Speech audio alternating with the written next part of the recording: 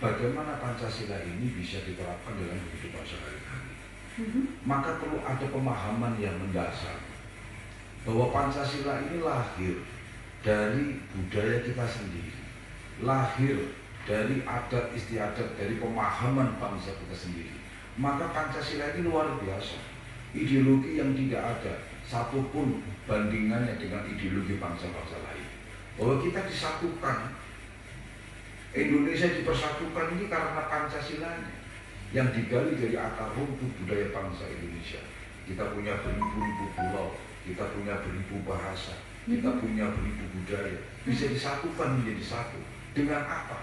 Dengan Pancasila, bukan dengan agama, bukan dengan aliran-aliran tertentu, tetapi dengan budaya kita sendirilah yang menyatukan, yang sudah dirumuskan oleh founding father dalam rumusan Pancasila. Apa kehendak Pancasila itu sendiri? Kalau kita melihat sila pertama, apa yang diinginkan? Ketuhanan yang Maha Esa. Bahwa founding father kita, Bung Karno menginginkan seluruh rakyat Indonesia bertuhan. Agamanya apapun boleh. Seluruh rakyat Indonesia bertuhan. Dengan memiliki Tuhan, punya kesadaran spiritual, punya rasa, punya satu kepahaman bahwa dia adalah makhluknya Tuhan, makhluknya Allah Subhanahu wa Ta'ala. Maka setelah itu kita baru bisa bicara. Kalau kita sudah punya kesadaran spiritual itu, kita baru bisa bicara sila yang kedua, kemanusiaan yang adil dan beradab. Karena kita sama-sama orang yang bertuhan, yang punya kesadaran spiritual, maka kita sebagai manusia harus saling menghormati, harus saling menjaga, saling melindungi, saling menyayangi, dan saling mengasihi satu sama yang lain. Karena kita dari kesadaran spiritual itulah melahirkan kemanusiaan yang memiliki rasa adil dan punya peradaban yang baik. Baru setelah itu sila ketiga masuk pada sila ketiga dengan kesadaran spiritual, dengan perilaku yang menjaga hubungan antar manusia, saling hormat menghormati, maka akan tercermin persatuan Indonesia. Kita akan disatukan dalam sebuah bangsa yang besar. Setelah disatukan, baru kita berbicara tentang prinsip bagaimana penyelenggaraan pemerintahan. Karena tidak mungkin dari kesatuan ini kita akan memimpin satu sama yang lain, tetapi kita butuh sistem.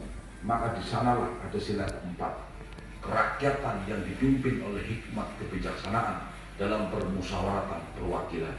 Itulah sistem yang telah dirumuskan. Karena kita punya banyak bangsa, kita punya banyak budaya, kita banyak pulau, kita banyak beragam macam adat istiadat kita. Maka kita butuh perwakilan-perwakilan dari berbagai macam itulah dalam sebuah rumusan bangsa. Karena kita ingin hidup bersama-sama, kita ingin menikmati kemakmuran kita bersama-sama untuk kepentingan rakyat dengan seluas-luasnya. Maka keterwakilan inilah menjadi ciri di dalam negara Pancasila. Nah, tinggal kita masuk setelah kita punya perwakilan, kita punya sistem, baru kita masuk pada tujuan dari mana sistem itu akan kita wujudkan, yaitu untuk mewujudkan keadilan sosial bagi seluruh rakyat Indonesia. Nah, maka tujuan pemerintahan diadakan, tujuan sistem negara diadakan adalah untuk mewujudkan keadilan sosial. Betapa hebatnya sistem kita ini di dalam Pancasila ini. Oleh karena itu, maka saya yakin sebagai generasi yang akan datang, saya kira hanya dengan Pancasila lah kita akan bisa terus menjaga persatuan dan kesatuan rakyat Indonesia. Ketika Pancasila diusik, itu pasti akan terjadi konflik yang akan terus-menerus. Dan siapa yang rugi adalah rakyat kita sendiri.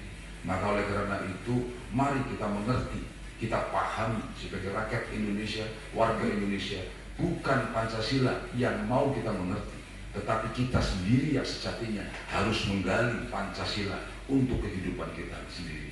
Pahami pemikiran founding father, pahami pemikiran para tokoh-tokoh bangsa, sehingga kita tahu bagaimana kita akan hidup di dalam negara kesatuan Republik Indonesia. Nah, ini